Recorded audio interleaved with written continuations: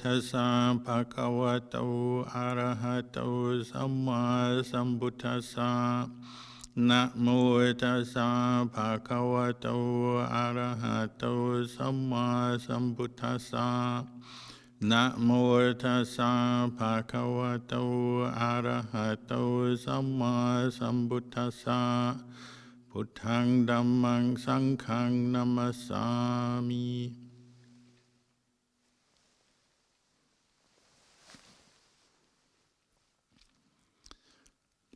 Good morning to you all. I think just now before the session started you were watching the BBC documentary, The Mindful Way. I just caught a glimpse of it, and when I see that program it always brings up a lot of joy to remember Luang Por Chah and his monks living in northeast Thailand, and also a lot of mudita, joy for the lay people who had the opportunity to put food in the monks' bowls every day and meet with very well practiced monks and a good teacher like Luang Por Chah regularly. It also made me think about that time over 10 years ago, I think, when the tsunami, the East Asian tsunami came through and unfortunately killed and injured many, many people and destroyed many properties. And I remember hearing about, there was one camera crew and group of journalists that came from New York to cover the aftermath of the tsunami there. They were in Phuket, southern Thailand. And they were going around interviewing people, property owners, families, relatives of people who had died, and just members of the population, interviewing them to see how they'd been impacted by the tsunami. And they got in trouble with their boss in New York, the director, whoever's in charge of them, because they kept asking questions from people, how has this impacted you? And the local Thai population answered in a very genuine way. So, well, we reflect that everybody is subject to their karma. Some of the karma that we experience in life is good, some is not good, and this is one kind of karma. We just have to accept that, the causes that have led up to this we've already laid down in the past, and now we've reaped the results of our past karma, and we accept that and move on.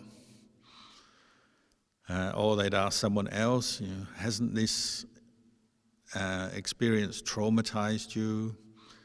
They say, well, it's very unfortunate, but ever since we were children, we've been taught that everything is impermanent, anicca, and this is an expression of that. It's a very powerful, dramatic expression of it, but we just have to accept, buildings get damaged, people even lose their lives, but the world is an impermanent place, and this is an expression of that truth.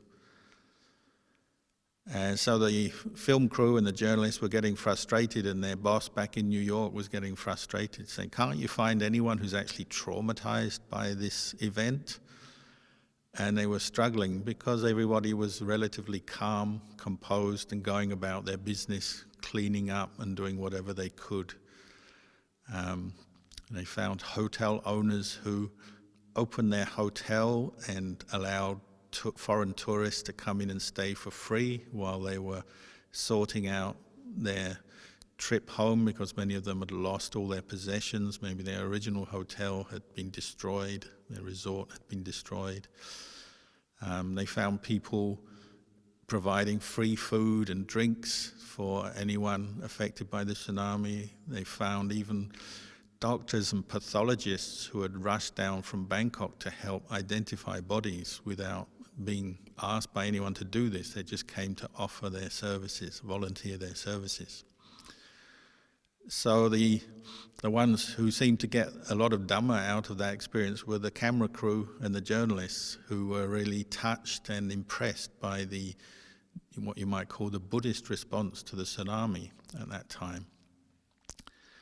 As maybe one example of how valuable these Buddhist teachings are to us, particularly you see at times of difficulty in the world, like say during a pandemic or any other kind of crisis, whether it's a personal crisis, when they've lost their job, as many people have, or they're experiencing economic difficulty, or when people are, sometimes unfair, unjust things happen to us, people accuse us of things that aren't true or criticize us, or whether it's on a more societal level, pandemic affects the economy, affects life in the world, schools are shut, we can't travel, we can't leave our homes maybe.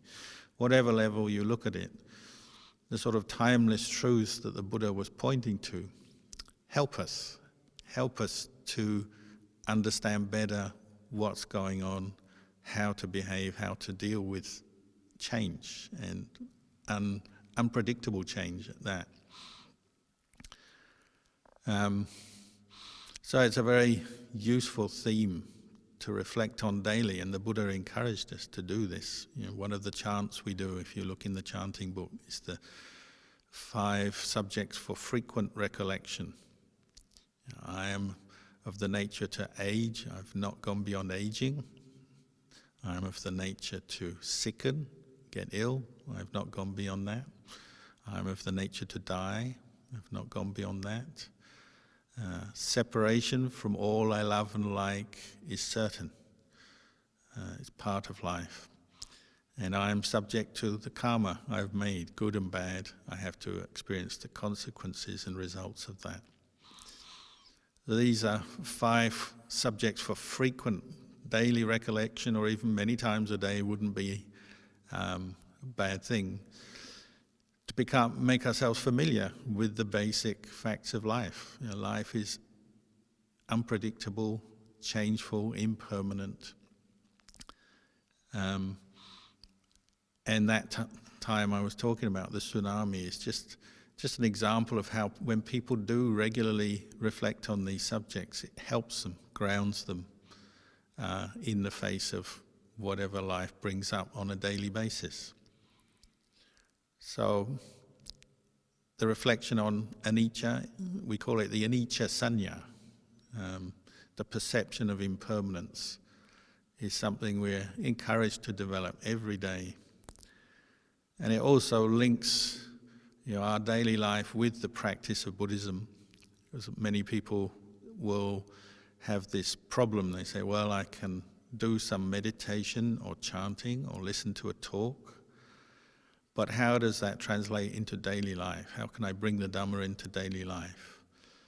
And the perception of impermanence is one perception that if you do bring up regularly into your daily life, it will help you to understand and see the Dhamma. Because it's just pointing out what is apparent or is there in the world all the time. It's one of the 3 universal characteristics of existence that the Buddha said are like tools for helping us to develop insight and understanding in the way the world is, the way our lives are, the way people are, the way the physical world is, the way society is. These 3 universal characteristics are impermanence, that things are subject to change. Because they're subject to change, they're dukkha. They're unsatisfactory, they're always in a state of decline, you could say. They don't last. And because things are subject to change, subject to decline, they don't last, you can't call them a self in the sense of being a lasting, permanent self. So these are 3 features or characteristics of both physical and mental experience that the Buddha encouraged us to look at, observe, get to know, get familiar with, to help ground our mind in reality, in truth, the truth of the way things are. because this is what helps us to sometimes stay sane when the world seems insane, to stay calm when maybe the world is very disturbing and changing very dramatically, and just to help us to have a good way of reflecting on our experience day by day. And when you bring up mindfulness of impermanence, what does it do? It helps you to see the way you are, the way your physical body is, every day changing. It's quite hard to see change in the physical body sometimes because we see ourselves, we live with ourselves all the time, 24 hours a day. And so say if you look in a mirror, you don't notice much change. Over many years you'll notice change, but in the short term we don't notice the changes so much in our physical appearance, say. Or if physically we feel normal, well, we may not notice much change. But then of course we don't always feel and look normal. So when we do get sick, we often say things like, we wake up in the morning saying, I don't feel myself. Which begs the question, well, if you don't feel yourself, who do you feel like? You feel like this kind of lesser version of yourself. And what we mean is, I don't feel normal, I don't feel 100%. So sometimes we feel extremely tired first thing in the morning. Sometimes we're actually maybe have some physical symptoms of illness first thing in the morning. So we express that, we say, I'm not feeling right. But if you're observing the nature of change and observing that characteristic, and you do that as an ongoing kind of project in your life, as a theme, as an area to investigate, to learn from, well, you might actually be surprised as you start observing changes, just say in your physical form and the body. You might notice that very rarely do we actually feel 100% totally normal. We go through sort of phases of feeling relatively energized and healthy and good, comfortable within ourselves, and then feelings of tiredness come on, feelings of pain, just associated with posture. Especially nowadays, everyone spends so much time in front of a screen. Very quickly, the body can start to feel pain and tension. We're not aware of it while we're absorbed in the contents of the screen or the sound or the images, but as soon as you step back from the screen, or you start to notice, I've got a pain in my neck or my back. The same with feelings of, say, hunger. You eat to quell hunger, or drink to quench your thirst. So for a while you feel normal, but then very quickly you start to feel hungry again after a few hours, or thirsty again. So physically we actually are changing all the time, our body, and often we miss that. We don't notice change until it becomes maybe more extreme. So when we are feeling a lot of pain or a lot of tiredness or very hungry. But actually, if you take the theme of impermanence and change up for practice, for an area to develop mindfulness on a daily basis, well, you'll notice these changes going on all the time, and you'll start to become familiar with them and say, it is normal for me to feel tired, feel like this, feel like that, sometimes feel strong, sometimes feel weak, and so on. You're seeing how normal it is for the body to change. And of course it's aging every day, so sooner or later we notice that, the grey hairs, the wrinkles, the changes in our physical appearance. But when done as a meditation, a mindfulness practice, mindfulness of change, it helps us to accept what is really inevitable. This body is destined to age, and it's destined to experience different things. Sometimes feel hot, feel cold, feel hungry, feel full, and so on. We're becoming familiar with the normal. You know, we talk about, oh, now is the new normal, or we're moving towards the new normal post-coronavirus pandemic world. But you know, the normal of the body is like this. You know, it's not like after coronavirus you're going to feel less hungry or less thirsty or less hot or less cold than before. Your body is always and has always been a sensitive thing. And that sensitivity is going to be just the same in the new normal. But the important thing is how mindful we are of our bodies. How much attention do we pay to our body? My teacher Ajahn Kalyano used to say his body is was like a block of ice, a big block of ice. You put it out in the sun. For a while, it maintains its shape. It seems solid enough. But gradually, the feeling, the experience of heat, of temperature on the ice leads to it melting. So you get drops of water forming, rolling off. And little by little, it starts to shrink in size. As we do physically, as human beings, you get older, you actually shrink. Sometimes the taller monks in the community laugh about this. You start off when you're young, you're say 6 foot tall, but you lose an inch after 30, 40 years or 50 years. You've come down an inch or two, and you're not as big as you were before. It's more obvious with the taller members of the community, but everyone shrinks as they get older, just like this block of ice that's gradually melting in the sun. We stoop, we shrink. Particularly for Luang Por Chah, that was an important teaching because he had so many students who really loved him, looked to him for guidance, as an example, as a teacher.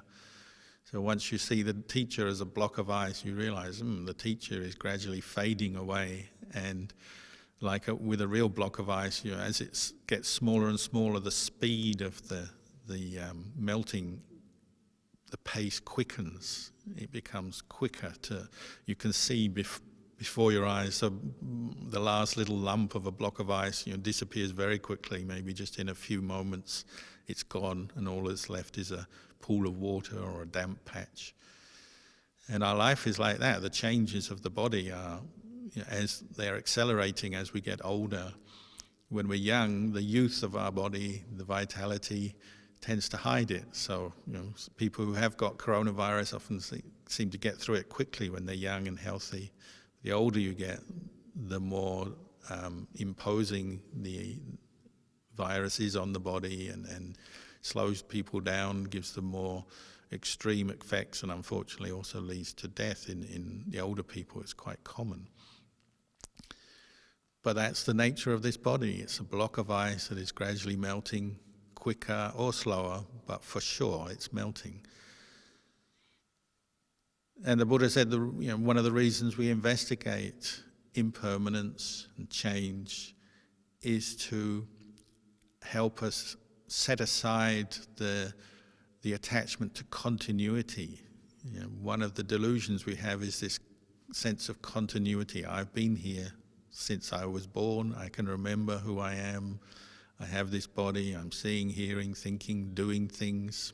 The sense of I we have with this physical form is kind of bolstered or supported by that sense of continuity. It's because we can remember things, we remember experiences, maybe even from many years ago. It seems that there's this one sense of I that's always here. But actually, what we take as an I, as a person, as a being, is a constantly changing process of events, physical events and mental events as well. And that's another area to investigate, the characteristic of change, how we're constantly changing in our moods, changing in our thoughts and our experiences and feelings and emotions.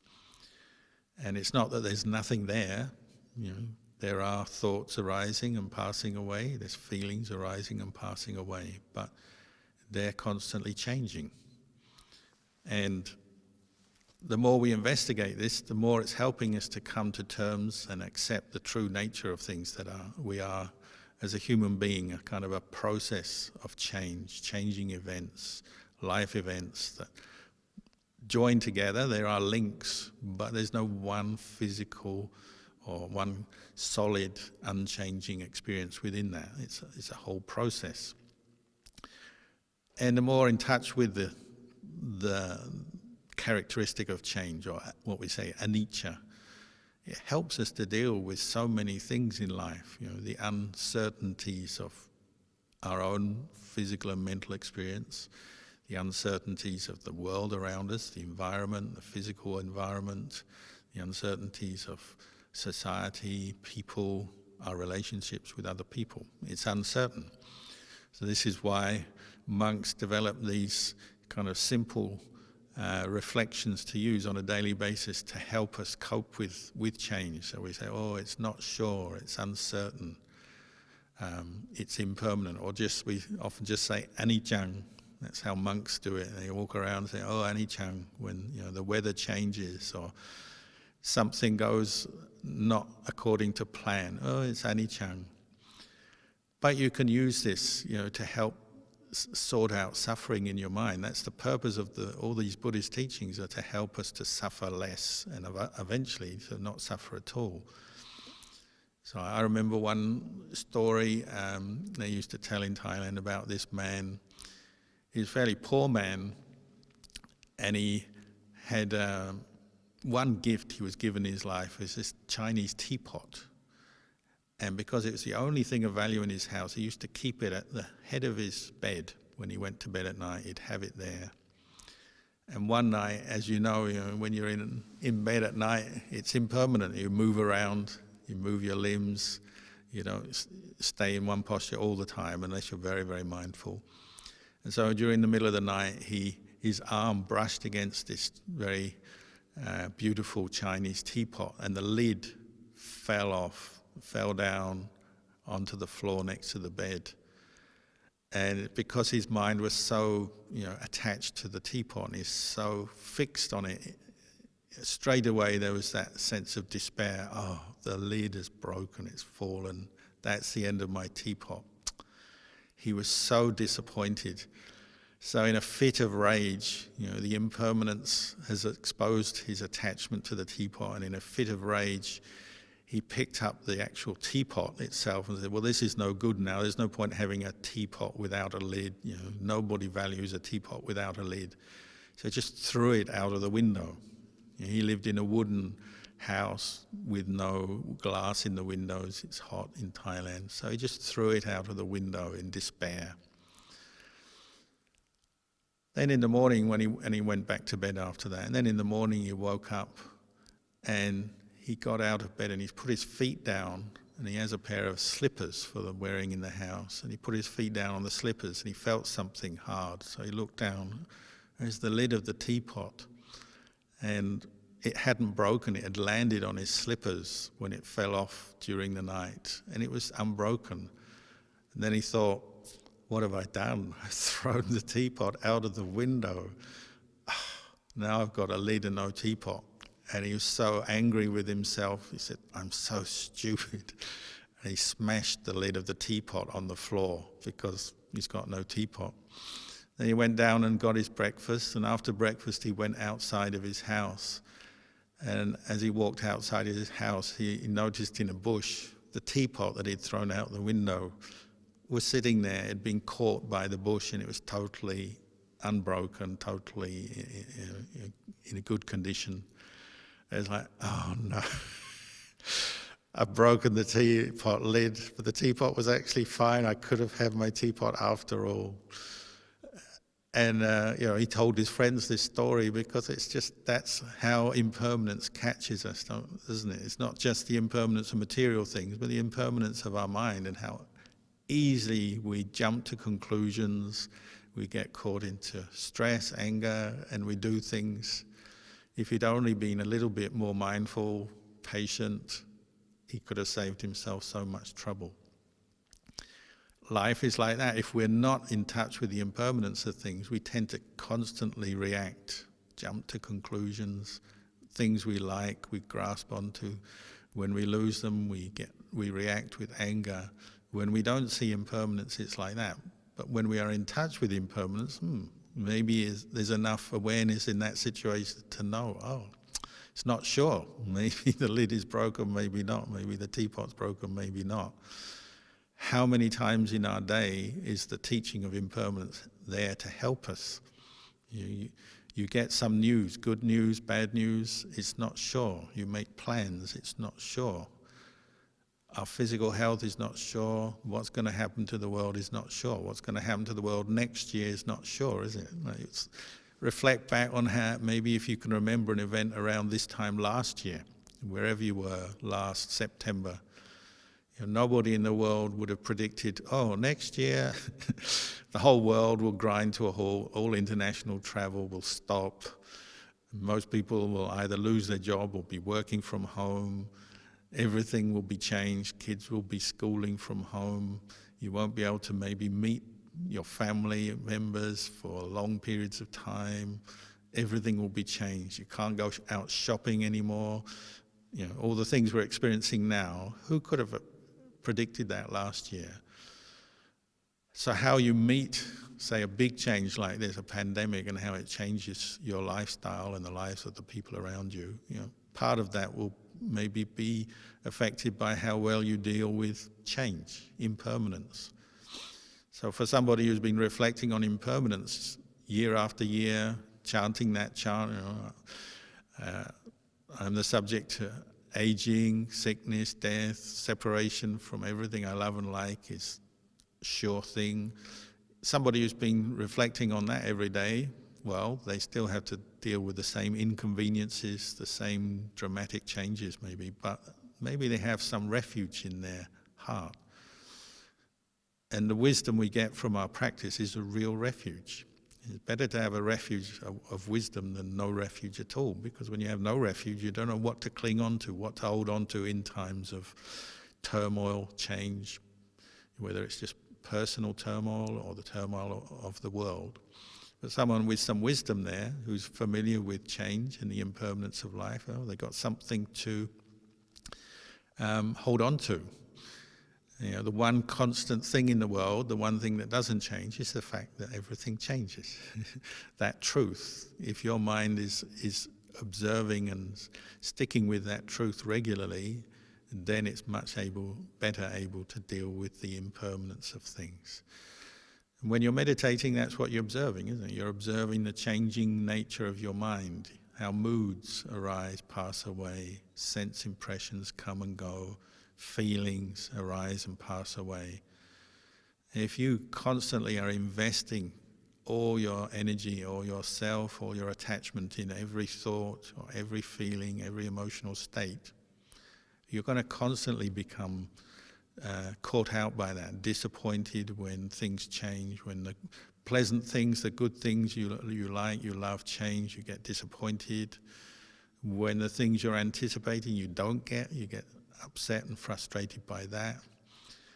Whereas somebody who's contemplating change every day, regularly, whether in meditation or just in daily life, they've got this wisdom that they can fall back on to at least cope with the changes of life. They look at life from a point of clarity and understanding rather than just reacting all the time, following the emotions and the moods that come up in when we react to the things that change around us and the changing experiences of life. Another good example I can think of this is, people who see the value of not always expecting everything to go the way they want, because things don't always go the way they want. There's one monk who lives in northeast Thailand. He's got a nickname. He's called Lumpur. How would you translate it? Lumpur, his Thai name is Lumpur Dino. Lumpur, that's good. Dino means that's good, that's okay, that's good. And he uses it as a mantra, this phrase, that's good, that's all right, to deal with life. And they have a story of him on a typical day in his life, Lumpur Dino, Lumpur, that's okay, that's good. He was invited to bless a house, to have a meal in a house and bless it, to do a Buddhist chant to bless the house and the people of that house. And he was waiting in his monastery, and monks only eat one meal a day, so in the morning you're always a bit hungry, waiting for your meal. And usually it's at the same time every day, so your body clock and your mental clock gets used to that. So if your meal is delayed, well, it's not the end of the world, but it puts some pressure on you because you only have one meal. So he's waiting for a car to come and arrive in the monastery to pick him up, to take him to this house blessing where he would also get fed. And the car was late. It was very late. A couple of hours went by and no car had shown up. So he hadn't got, and no one had contacted him from the hosts, the sponsors for his meal and the house blessing. So eventually he thought, perhaps something's happened. It's not the day of the right day, or something has happened. Anyway, he told the lay people in the monastery, I guess I'll have to eat here. Time was getting on, so they prepared some simple food for him. And he sat down, and somebody asked him, Luang Por, are you upset you can't go to the house blessing? And he said, well, it's quite good, isn't it? It's good, isn't it? I'm going to eat some food in the monastery. That's good. He wasn't going to get stressed by it. He just adapted to the situation. And then as he was eating, he just taken a couple of mouthfuls. A car turned up in the monastery. It was the driver who was going to take him to the house. And the man came up and bowed and apologized. I said, I'm sorry, Luang Por. The car broke down halfway here. It took me ages to fix it. And he said, Luang Por, can I invite you to the house? I see you're eating, but will you still, out of kindness, come and bless our house for us? And Luang Por said, sure, not a problem. So he set aside his food in the monastery, got in the car, and set off. He said, yeah, it'd be good to eat in the house. That's a good thing. Halfway back to the house, the car broke down again, so he had to sit there. And the man, the owner of the car, tried to fix it and tried to get a mechanic to come and fix it. And again, it was taking a long time. So he apologized to Luang Por. He said, so sorry, Luang Por, you've got to sit and wait while we fix the car. And Luang Por said, well, that's all right, that's good. It gives me a chance to sit in your car, get to know your car. Eventually they fixed the car. He got to the house that he had to do the blessing, and just as he arrived at the house, it reached midday. And as you know, monks can't eat food after midday, so everyone was profoundly apologetic. Oh, Luang Por, you've missed your meal today. We know you can't eat after midday. We're so sorry. Luang Por just said, well, that's good, because I probably got a few extra pounds on me. If I go without food for a day, it'll be good for my health. I can shed a bit of weight, so that's good. Then he gave the blessing, he chanted the blessing, and after the blessing he headed back to the monastery. A very simple little story, but it's just that monk, he didn't get stressed by the event, he didn't suffer, he didn't have any problems, because he's always trying to see the good in a situation. And when things change, even when they change for the worse, sometimes there's some good to be found in it. On the way back home, they say the car broke down again, and he had to walk back to the monastery. But he said, well, that's good, I can get some exercise and I can look at the view, stop at a place that I didn't plan to stop. So it's like every bit of that day there was something testing him to see if he would get irritated or angry. But because he was a well-practiced monk, he just said, oh, that's okay. Whatever's happening, we'll just have to accept it, go with it. And sometimes it means a little bit of inconvenience or not quite getting what you want. But if you learn how to reflect on it, can see the changing nature of things, but you keep your mind in line with the truth, well, you don't have to get stressed or suffer with the changes, the unpredictable nature of life. So reflecting on change, if we incorporate it into our daily life, it can be a very useful way just to keep us in a stress-free, mindful, patient state of mind, ready to cope with whatever comes up. And sometimes things go the way we want, Sometimes things don't go the way we want. But if you're reflecting on change, you know, well, you can expect change. And that's quite a profound meditation. You reflecting on change in these small little things like cars breaking down, not getting your meal as you wanted. But that's the kind of ordinary daily life change that most people can probably deal with. But the fact is, we're getting older every day. One day we will have to die. The people we love will die. That's the true nature of life. It's subject to change. Things change. We separate from people all the time, separate from pleasant experiences all the time. The more familiar and mindful we become of that, the more we can keep our mind free from stress, free from suffering as we go through life, and even experiencing the very end of our life. They say Lumpur Dino, when he got back to his monastery that day, later on in the day, he gave a Dhamma talk, and he finished the Dhamma talk and he went back to his hut. And that day, just so happens, a thief had come to the monastery, and Lumpur Dino was in his hut, and the thief entered the hut. And because he was the abbot, people usually assume the abbot must have some goodies, some wealth, some money, or some nice things there. Sometimes they do, sometimes they don't. But anyway, the thief came in looking for some money to steal from the abbot of the monastery. Thought maybe there'd be a safe or a donations box there. So he confronted the Lumpur, the monk, and the thief was carrying a knife. And he said, "Lumpur, I'm here to rob you." And Lumpur said, "That's good. We can share some of the wealth we have in the monastery with someone. You probably are someone who doesn't have a lot, otherwise you wouldn't be here to steal from us. So it's good. We can share some wealth." And this confused the robber. The robber's like, "Huh? You're supposed to be afraid or angry or do something, call for help." And the monk just said, "Well, no, you're here to steal.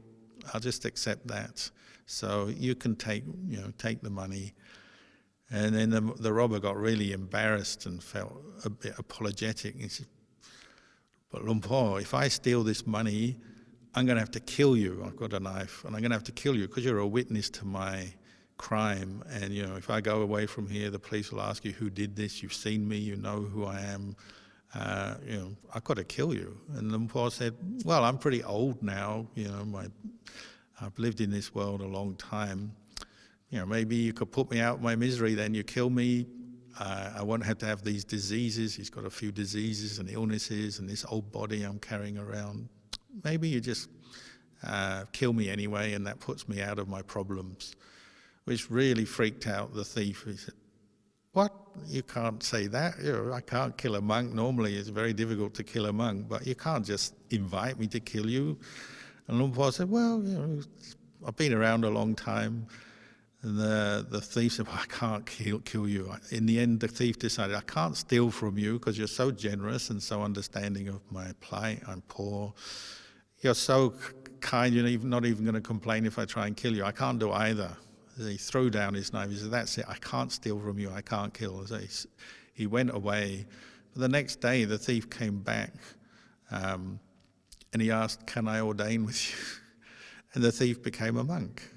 This is a true story. All because of the very good attitude that the monk had. He was not stressed by the unexpected arrival of a thief. He always had a good attitude, a good light he could throw on any situation that arose, and he was totally at home with change and the unpredictable nature of life. So the thief became a monk. I believe he became a monk and is still a monk today. So these are some of the benefits that reflecting on change bring you, especially a whole lifetime of reflection on change. Brings you in line with the way things are, and sometimes things don't go well, you face difficulties, but if you can see it in light of change as just being normal, part of the way things are, you can keep your mind stress-free, happy, peaceful. So obviously a much better way to be than becoming very stressed by whatever comes up, getting angry, frustrated, creating more suffering out of something that you don't really need to suffer with. So maybe for today, I'll just leave you with these reflections and wish you all well. And I think at the end we've got some time for Q&A.